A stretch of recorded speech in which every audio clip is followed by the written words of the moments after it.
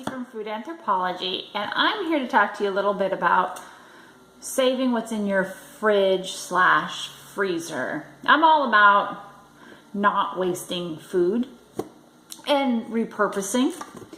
And I was at my sister's house today, and whenever I go, I always go, before I leave, I ask her, is there anything in your fridge? Usually there is, and so I'm going to share with you a few things that I have kind of, I don't even know, salvaged from the trash, number one, kind of gleaned from her refrigerator and her freezer. Because she likes to try all sorts of new things, and that's the same for everybody. We like to try new things, right? Maybe a crazy new recipe. And we end up with little bits and bobs that we never use again because sometimes we're challenged with thinking outside the box. I love it when you ask a child about and discussing with him or her about, it's important to think outside the box. They're so literal. They always go, what box? See, there is no box. We just put ourselves inside it. And sometimes I'll say, well, I put myself into a ball because I just keep rolling along. Doesn't matter what life throws me. I just keep on rolling. But anyway, this is about my little bag that I brought back from my sister. So we're going to go through it, and I'm going to give you a few ideas about, if possible, what it is to help preserve and not throw away anything. Okay, so she gave me some yogurt crisps. She tried. My husband tried them. He says they're pretty good. They're still fresh, which is awesome. So I'm not going to do anything with them there. She has a daughter who tries new healthy stuff, and she's found some chicken tenders that are coated with some kind of cool stuff. And it looks like the expiration date is still pretty good. Sometimes when you open things, once they've started getting exposed to the air, and if it's not sealed properly within your freezer burn starts to set in, or ice crystals to set in. Most of the time, you don't have to worry about it. Like here, we already start to see, let me get up real close, some ice crystals on that. Ice melts, or it can be flicked off. So most of the time, it's minimal damage. On occasion, you might be able to taste a little bit of, it's hard to describe what freezer burn tastes like, but it's not, this is not dangerous to eat it. So I'm gonna probably serve it for dinner because I've got nothing else to serve right now. Frozen strawberries, obviously that's a no-brainer. Stick them back in my freezer, use them for smoothies, a pie. Puree them, make them into jam. That's an easy one. Vegetables that she's roasted.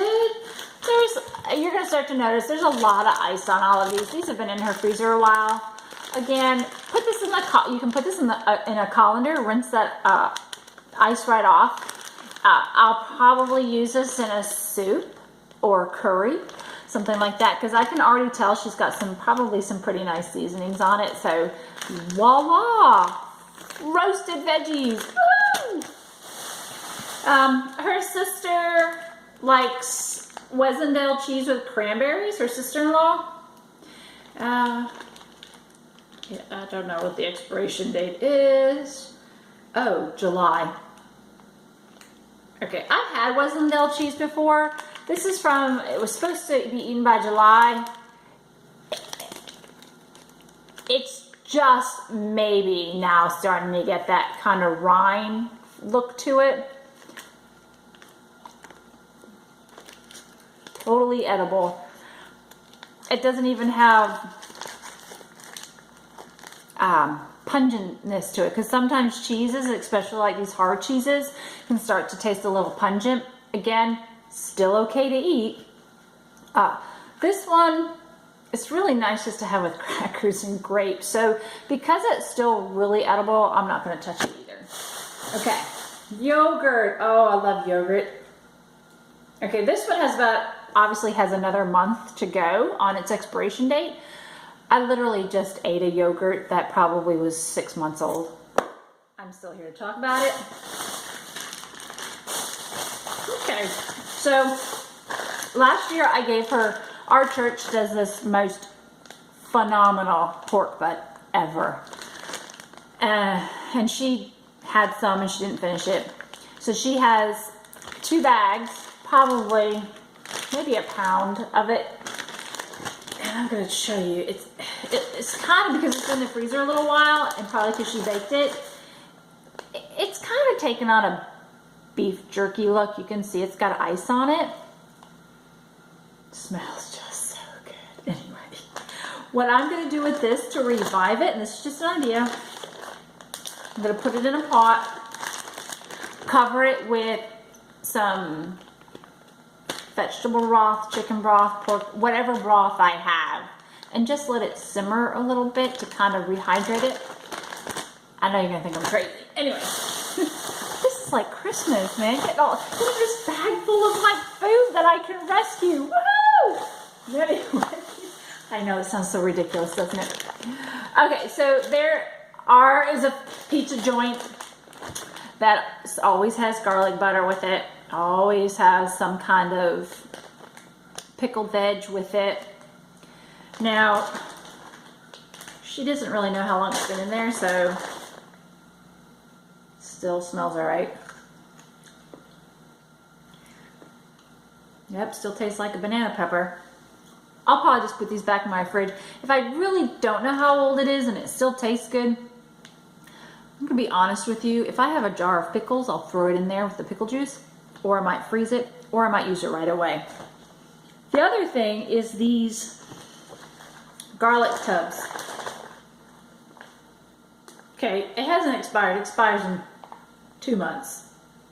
2 months. I can't believe what time. I just can't believe how fast the year is going. Anyway, now, you could argue that sometimes processed foods, they're not made with the best ingredients. They're not maybe the healthiest choice.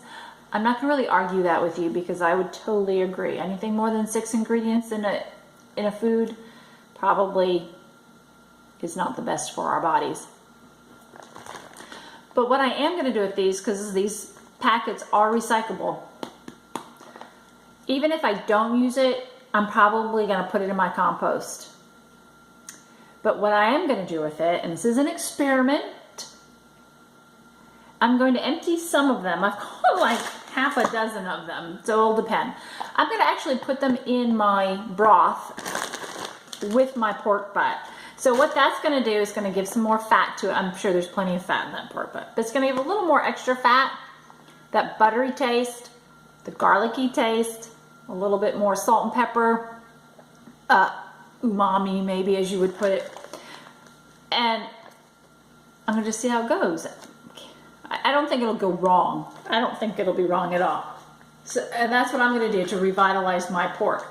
But it's one way to use up these little side things, because we know that they're like a bane in our existence, or a bane in the compost, not the compost, the landfill.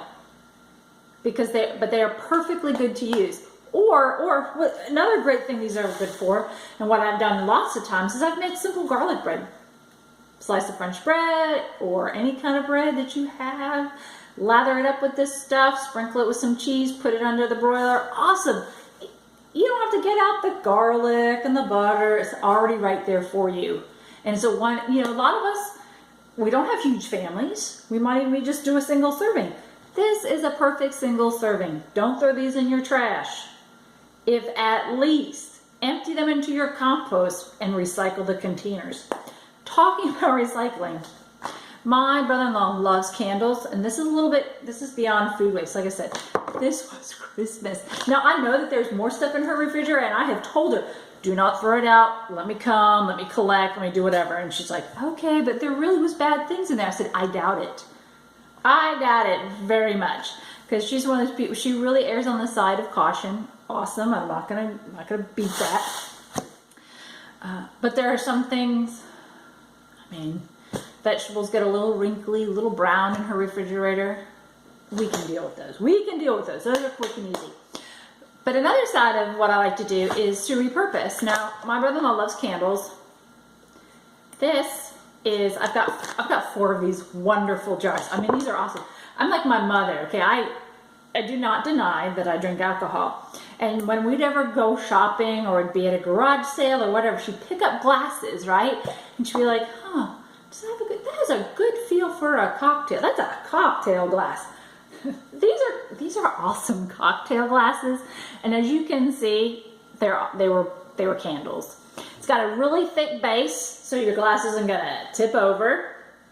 Real easy to remove the wax. Either you can kind of, if you can burn any more of it, but I'm not really sure. Somebody suggested putting it in the freezer where it gets really hard and you can take a knife and pop it out.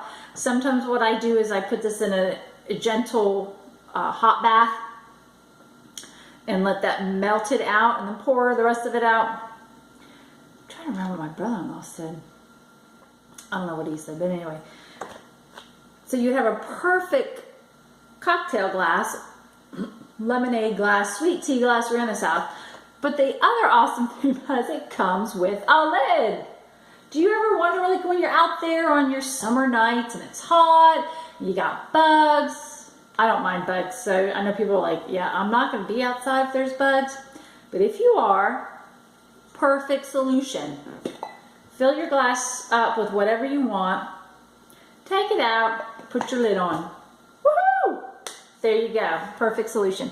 Now, if I'm not going to use these as cocktail glasses or ones with lid, they're also just a great size for storage of any kind. They're just awesome. I love my brother-in-law, especially because he loves candles so much. He gets like the coolest containers. So I'm always collecting these and trying to find new ways to use them. So anyway, this is Nancy with Food Anthropology. I hope you've learned a little bit of something, a way to burst through thinking about food and how we can use it so it doesn't end up in our landfills, doesn't end up in your compost. I mean, not in your, I have a septic tank, so it ends up in your septic. This is a way, these are just simple ideas to be able to use up your food in a delicious way. Thank you very much. See you next time.